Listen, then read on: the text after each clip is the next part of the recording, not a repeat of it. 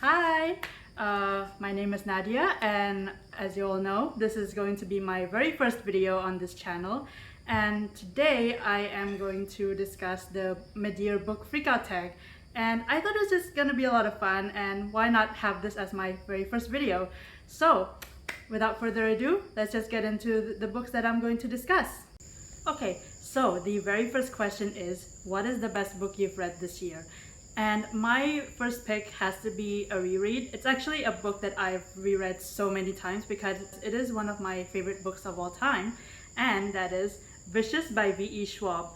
And I adore this book so much. Like I said, it's one of my favorite books of all time, and I think it's just a really interesting take on the heroes versus villain story. And I just like Victor and Eli are just like really complex characters, and they're so morally gray, and I love it. I actually nearly did chose this novel as my dissertation, but I didn't end up doing it, but that's fine. Nonetheless, I really do like this book, and I think it still holds up until today, which is why I'm saying that I've reread it multiple times, and I still love it to this day. I think if I had to pick a novel that I would recommend for like the rest of my life, this would be the one novel. So for the more like newer reads for me, I'd have to pick Chain of Gold by Cassandra Clare.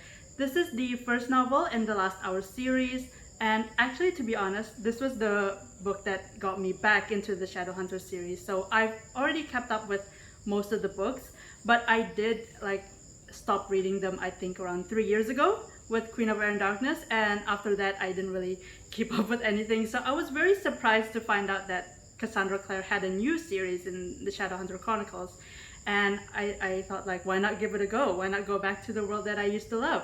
And it was so worth it because I absolutely loved this book.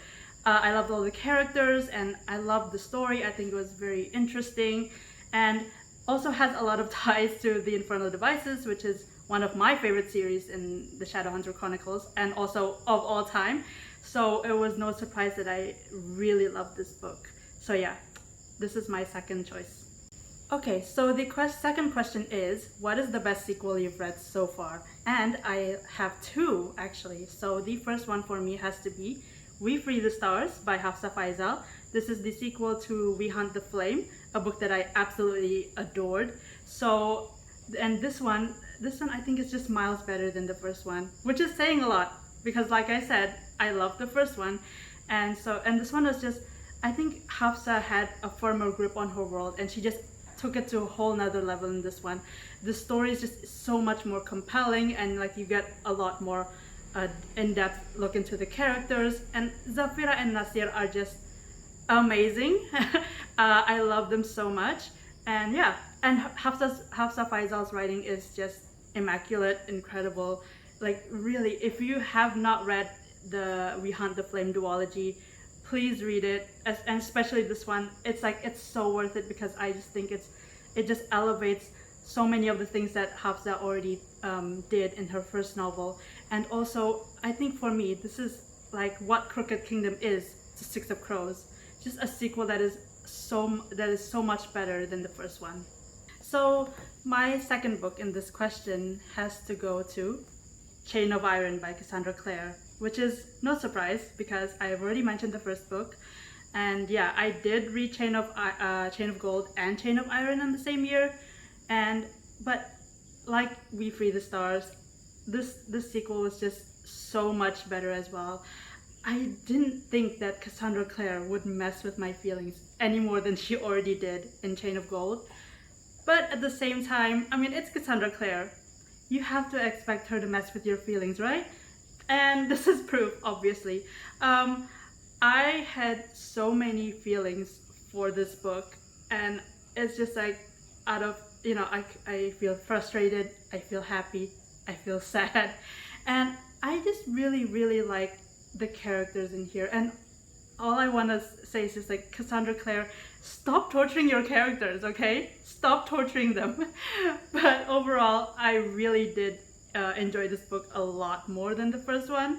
I think it has such an interesting premise as well, and also the way Cassandra Clare executed it was really well done, and there's like these really nice twists. There's like some arcs where you think like, I think they solved this way too easily, and then it just like, bam, there's like this whole other plot twist. So yeah, I think it was just really well done. Like I said, a really good sequel. Really happy with this.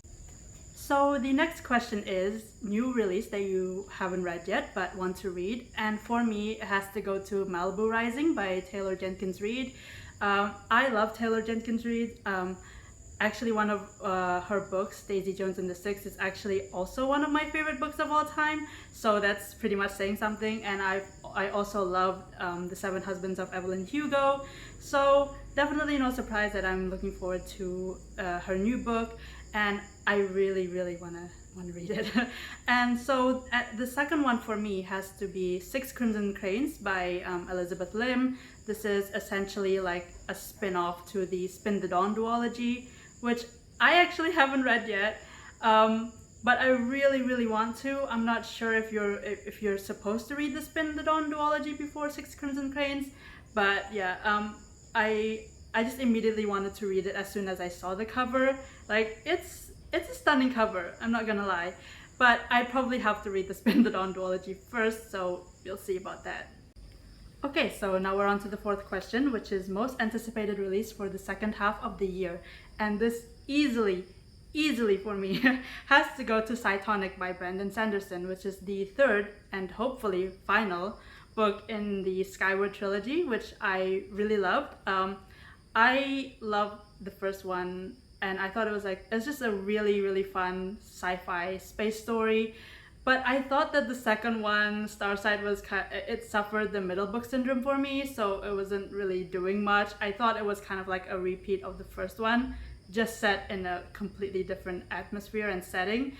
So hopefully Cytonic will live up to the hype, and yeah, I'm just really excited to see how it ends. So the second one for me, I'm going to cheat on this a little bit. I'm sorry. So instead of saying like a book that's releasing in the second half of the year, I'm going to say one that's releasing next year. And it's going to be so obvious. I've mentioned the first one, I've mentioned the second book, and now I will mention the third one, which is Chain of Thorns by Cassandra Clare, which is releasing, I believe, March of next year. Hopefully they won't push it back. I heard they were pushing it back. Hopefully not.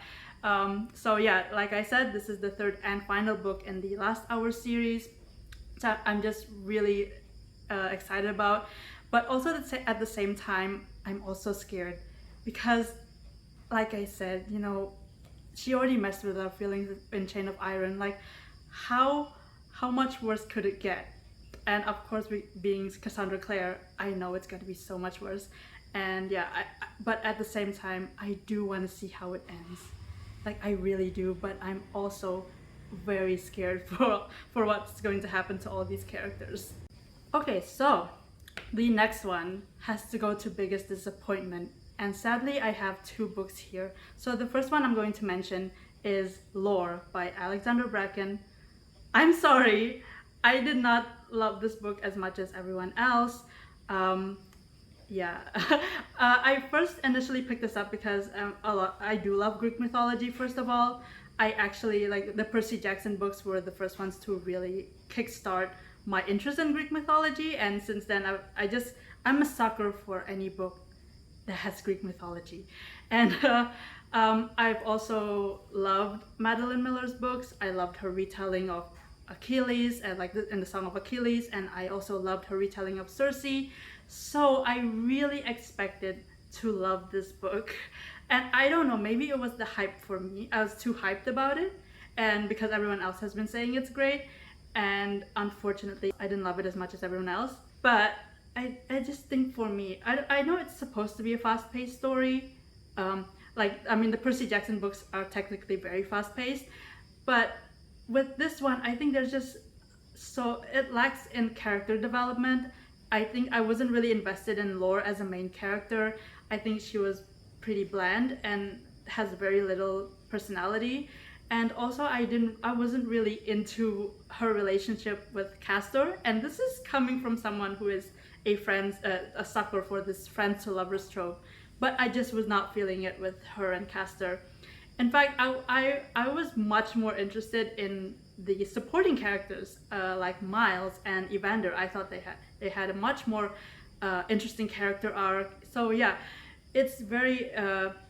I did not really like this as much as everyone else, like I said, and I think it's just, yeah, I feel so emotionally detached from the characters most of the time. Like I didn't really care about them and what they went through, and it's just, yeah, it's just really sad. I'm sorry if this is you. If you love this book, great. It just wasn't for me. So the second disappointment for me, sadly, has to go to An Emotion of Great Delight by Tahereh Mafi. First of all, I love Tahereh's previous book, A Very Large Expanse of Sea.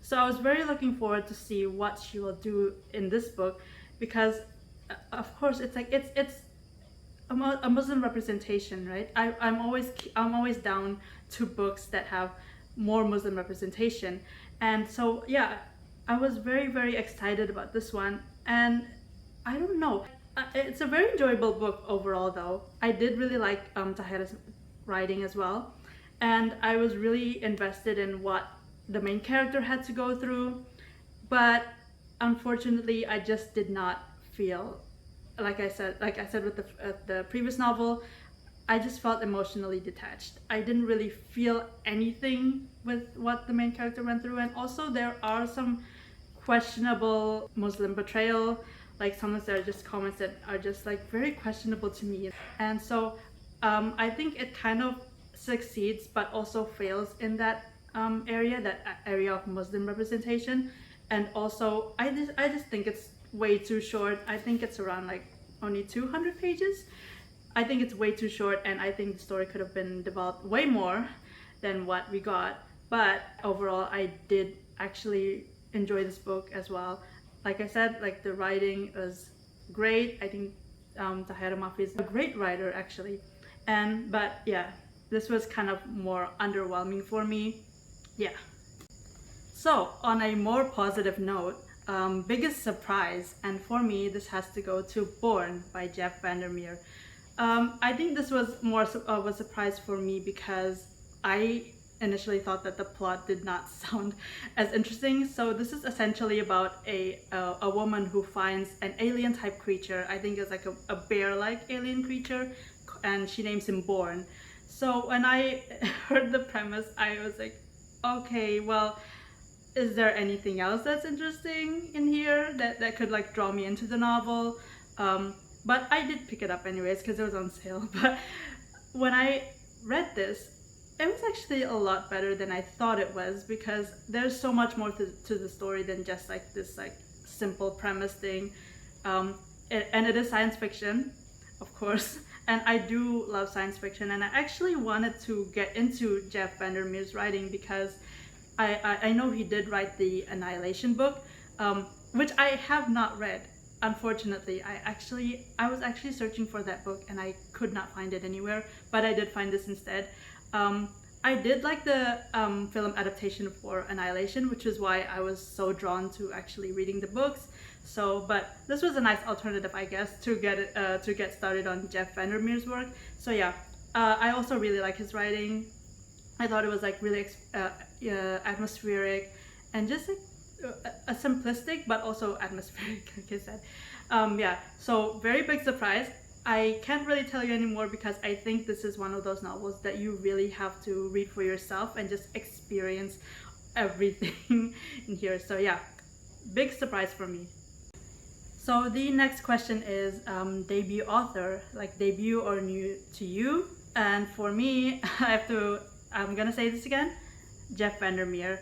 Like I said, I've always been interested to get into his works, and this year was the very first time I ever got to read one of his works. So yeah, and I'm very much looking forward to more. I don't know what he's planning, but whatever novel he's coming up with next, I'm definitely going to read it.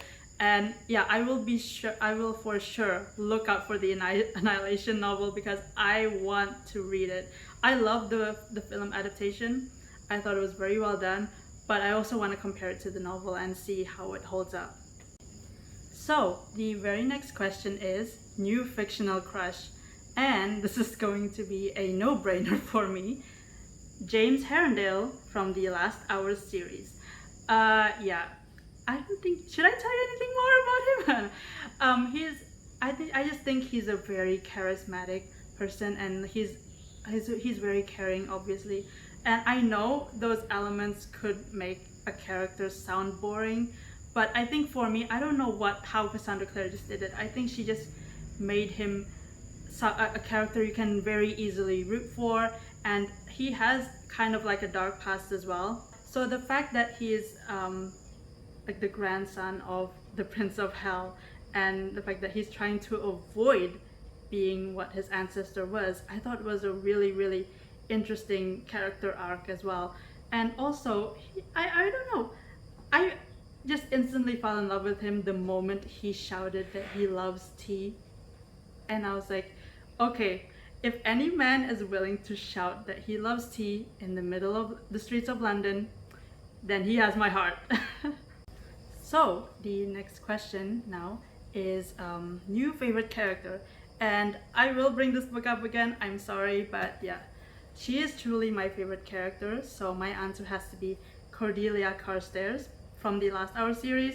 Yeah, I'm sorry to bring this book up again, but yeah, I loved Cordelia. I think she was a very, very interesting main character, and she's just badass. She's caring, and she sees the best in people, you know.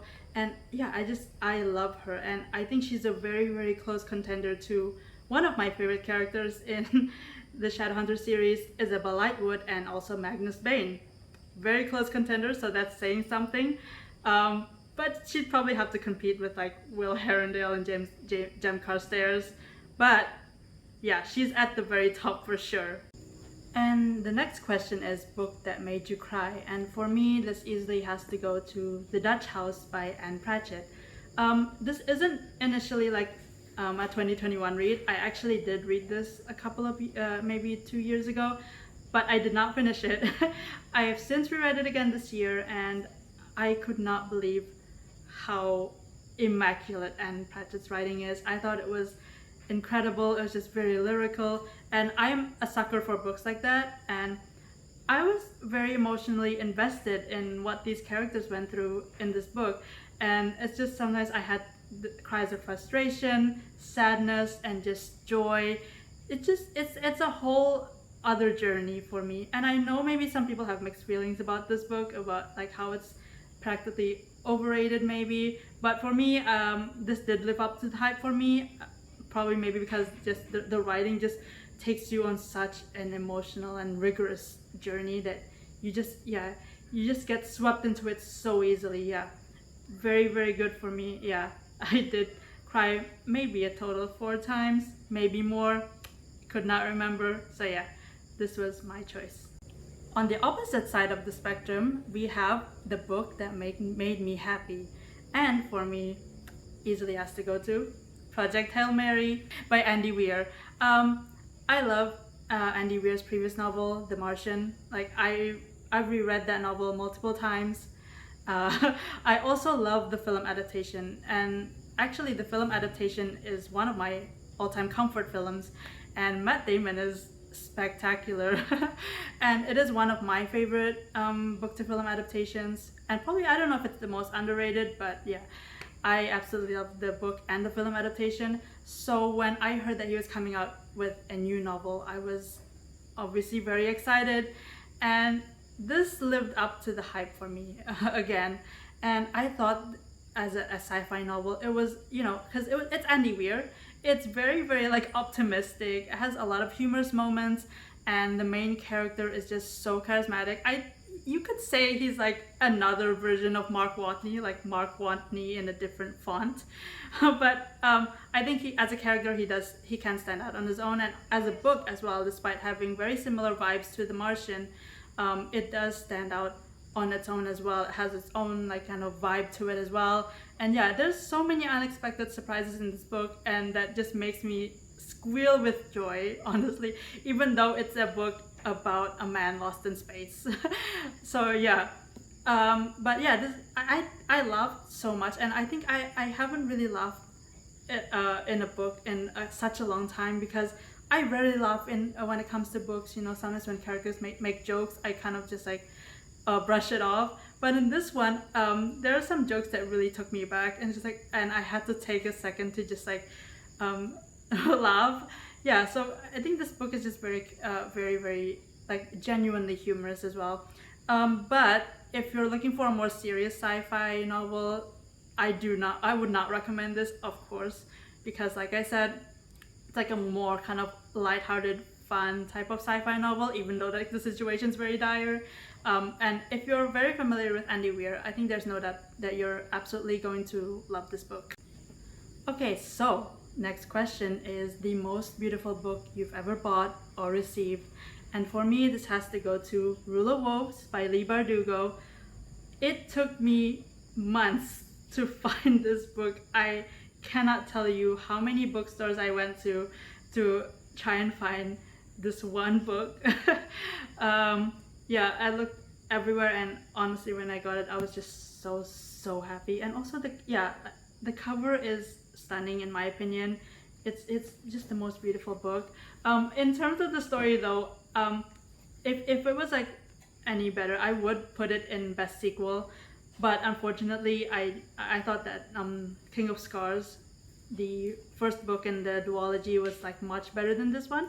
But it was not really I wouldn't say it was my biggest disappointment either, because there are a lot of good that outweighs the bad. And yeah, and all my favorite characters are in this book. I mean, Nikolai, Zoya, and yeah, and Nina as well. Just great. But yeah, we're talking about terms of cover here, but yeah, it is a stunning and gorgeous cover. So the next question is best book to film adaptation. And I don't think there are much here, but for me, it's more of a book to TV adaptation for me. And I think from here it's already obvious what it is. For me, it has to be Shadow and Bone. I'm obsessed with it. I'm obsessed with the books. I'm obsessed with the show. Yeah, they pretty much go hand in hand. I think as an adaptation, it is very well done. I think in terms of like kind of like lifting the story from page to screen was kind of like really well done. But I did have some issues, like for some behind the scenes issues, like of course that whole fiasco with the stunt double thing. I think they could have done so much better with that. And also kind of like there are some elements that I think could have been, you know, executed much better as well, because I think in terms of kind of portraying the world and kind of the magic system, well, they don't really call it magic, I guess, like the Grisha system, they didn't really explain a lot in the TV show, whereas in the books it's like very detailed. So I can definitely understand why someone who hasn't read the books, like who would go in blindly into the show, would be very confused with how like the magic actually works. Yeah, so I can understand in that aspect. I did go into this with a very biased viewpoint, probably because I read the books already. So I think like seeing all these characters in this world come to life for me was already enough to like make me really happy. But I can definitely understand like some of the other issues that people have brought up as well. And yeah, but for me, I think this has to be the best one. My favorite, well, I mean, objectively it's not the best, but for me it's my favorite book adaptation this year. So the very final question is, what books do you need to read by the end of the year? And for me, this is actually a current read for me. Hopefully I can finish it sometime this month. And for me, it has to be The Invisible Life of Addie LaRue by V.E. Schwab. I've already mentioned one of V.E. Schwab's books in the very first question. Like you can tell, I absolutely love V.E. Schwab as an author. I have read most of her books and I've enjoyed them a whole lot. So yeah, this was like an instant buy for me, because of course it's V.E. Schwab. As soon as I saw that V.E. Schwab was coming out with a new novel, I was like, absolutely, it's an instant yes for me. And I thought the plot sounded incredibly interesting. I'm currently up to page 198 and I'm really loving it so far, but I can see why people would be put off by this book, because it is incredibly slow. I think I'm already like more than 100 pages in, almost 200 pages, and it's like the plot hasn't really like started much yet. I think, yeah, so I can understand why people would kind of like tune out of the book pretty early. So yeah, but for me, I do like slow stories if it's done well. I happen to really like them. Like if like the payoff was really good, you know, you'd feel like you have it's like a very worth it. But yeah, we'll see how it goes. But so far, I'm really enjoying it. And so for the second one for me has to go to The Toll by Neil Shusterman. I love the Scythe series. Yeah, this is the third and final book in the Scythe series, which I absolutely love as well. It's another like sci-fi dystopian series, and I think it's one of the best dystopian series and also most unique. I love the world that Neil Shusterman has built, and obviously I'm very excited to see how it ends. I've heard some mixed feelings about this book, but I'm gonna go ahead and just like read it anyways, because I already love the first two books, especially Thunderhead. Oh my god, Thunderhead I think is incredible. If I read it this year, I probably would have put it in best sequel, but I did read that one I think last year.